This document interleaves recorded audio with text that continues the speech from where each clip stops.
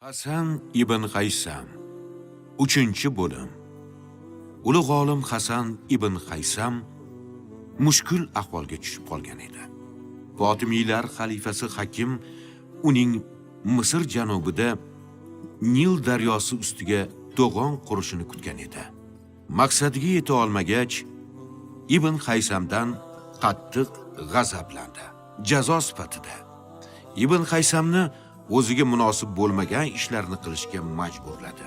Bu ish Ibn Qaysamdek ulug' olimning butun vaqtini band qilib qo'ydi.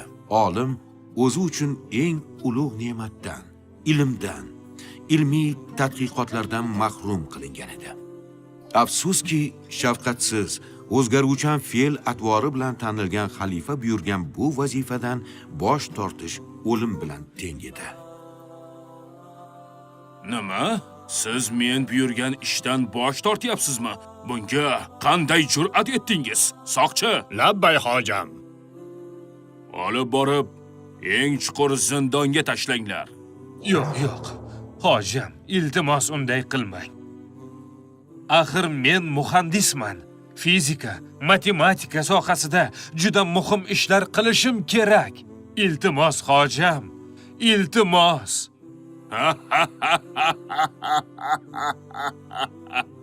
Qani yur. Yo'q. Yur.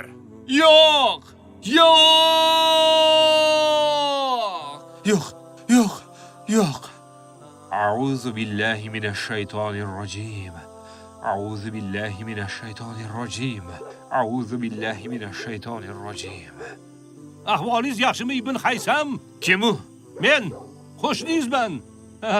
Hali uxlamagan edim, yomon tush ko'rdingiz shekilli. Baqirgan ovozingizni eshitdim-da. Tinchlikmi?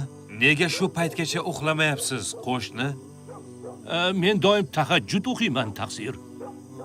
Barakalloh. Alloh rozi bo'lsin sizdan. Men yaxshiman, xavotir olmang. Alhamdulillah. Sizga nimadir bo'ldimikin, yo o'g'ri hujum qildimikin deb qo'rqib ketaman yoki Nima yoki? Xudo ko'rsatmasin, u aqldan ozib qoldilarmi debman. Aqldan ozgan? Ha-da, yarim kechasi birdan bunaqa baqirganingizga qo'rqib ketdim-da. Kechirasiz, sog' odam bunaqa baqirmaydi-da. Aqldan ozgan. Rahmat sizga qo'shni, baraka toping. Menga qarang, iltimos, shu kechasi baqirganimni hammaga ayting, xo'pmi? Ertaga idoraga men bilan birga borasiz. Nega endi? Odamlar nima deb o'ylaydi keyin? Iltimos qo'shni. Faqat bu gap o'rtamizda sir bo'lib qolsin, maylimi? Menga juda katta yaxshilik qilgan bo'lasiz. Mayli, nima desangiz shu taqsir. Mayli, men bora qolay. Bilasiz-ku, xalifaning buyrug'i bor. Kechki payt ko'chada yurish mumkin emas. Assalomu alaykum. Va alaykum assalom va rahmatullohi va barakatuh. Aqldan ozgan. Ajoyib, zo'r bo'ldi-da. Hasan ibn Qaysam devondagi lavozimidan qutulish yo'lini izlab yurgan edi. Shunday hiyla qilish kerakki, xalifa jahl ustida bundan battar ahvolga solib qo'ymasin. Ko'raylikchi, bu yoq nima bo'lar ekan? Hasan negadir kechikayaptimi? Hayronman, bunaqa odati yo'q edi, tinchlikmikan? Mendan nari turinglar. Qochinglar. Mendan uzoq turinglar. Tavba, kimdir qichqiryaptimi? Qani yurchi, kim ekan? Uzoqroq turinglar. Men jinni emasman. Uzoqroq tur deyapman. Ketinglar. Hoy, nima bo'ldi sizga Ibn Qaysam? Anavilar meni jinni bo'lib qolibdi deyishyapti. Kim aytdi shuni? Men sizlar uni nima qilganini bilmaysizlar-da. Nima qilibman? Mana endi ko'rasizlar nima qilishimni. Voy, nima baraka qilmoqchi? topkur, tushing pastga. Yiqilib tushasiz. Qari odam bo'lsangiz, yiqilib tushsangiz juda yomon bo'ladi. Yo'q, men qorong'ulikka chida olmayman. Qanaqa qorong'ilik, nima deyapsiz? Qani qorong'ulik? Hozir ko'ppa kunduz-ku.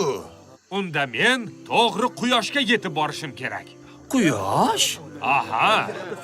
Mana shu quyoshdan bir qoshiq olsam bo'ldi. Quyoshdan bir qoshiq deydimi? Yo tavba. Qanaqa qilib quyoshdan bir qoshiq olasiz? Rostdan ham jinni bo'lib qolganmi bu odam? Ana bo'lmasa. Yo tavba. Ko'rdingizmi? Siz ham meni jinni deyapsiz. Sog' odamning gapi emas-da, bu taqsir. Jinni bo'lmasangiz, o'sha quyoshni bir bo'lagini olib, nima qilmoqchisiz? Xo'sh, aytingchi. Menmi? Men uni mana bu xurjunimga solib olaman. Keyin uyimga olib ketaman. Shunda uyim kechasi ham yop-yorug' bo'ladi. Xuddi kunduzgiday bo'ladi. Eshitdingizmi? Kunduzgiday. Hamma uxlasa ham men uxlamayman. Kechasi tashqariga chiqsam, quyosh yonimda bo'ladi. Shunda hech kim kechasi nima qilib yuribsan demaydi. Chunki men kunduzda bo'laman. Taqsir. Axir bu latta xurjun-ku. Quyosh uni yondirib yubormaydimi? Yo tavba, yana bir og'iz gapirsangiz, sizni ham jinni deb o'ylayman to'g'risi. Men uni kuzatyapman. Tekshirib ko'rmoqchiman. Ko'ryapsizmi? Bu odam sog' emas.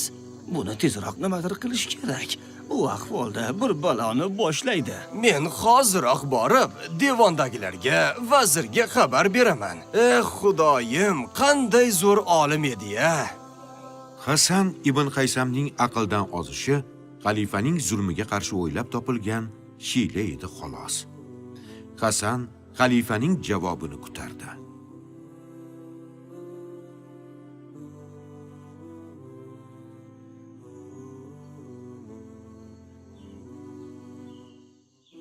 O'latku. Ey hojam, shunday zo'r olimni yo'qotdik-a.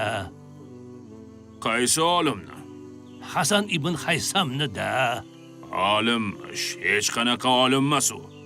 Nilga to'g'on quraman deb maqtanib qo'yib, keyin qo'lidan baloyam kelmadi-ku uni.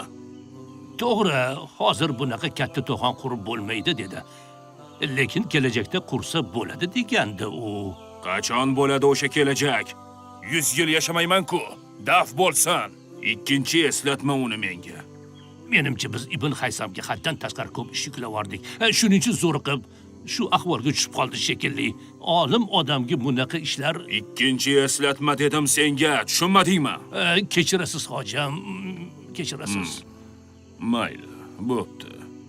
Jinni bo'lib qolgani yomon bo'pti, lekin yana birovga zarar yetib qolmasin. Qaranglar, endi uni odamlardan uzoqlashtirish kerak. Xalifa Hasan ibn Qaysamning uyi oldiga qo'riqchilar tayinladi. Mol-mulkini musodara qildi. Uyida yolg'iz o'tirsin, uydan chiqarilmasin deb buyruq berdi. Hasan ibn Qaysamga esa aynan mana shu narsa kerak edi. Olim bu fursatdan nihoyatda unumli foydalandi. Nima qilyapti? Bilmasam, kundan kunga battar jinni bo'lyapti. Nima qilyapti? Devorlarga yozib tashlayapti. Ancha yomon ekan-ku ahvoli. Uyda yakkalab qo'yib, to'g'ri qilishibdi. Juda yaxshi chora bo'pti. Ish qilib, ahvoli battar yomonlashsa, bizga hujum qilib qolmasmikan?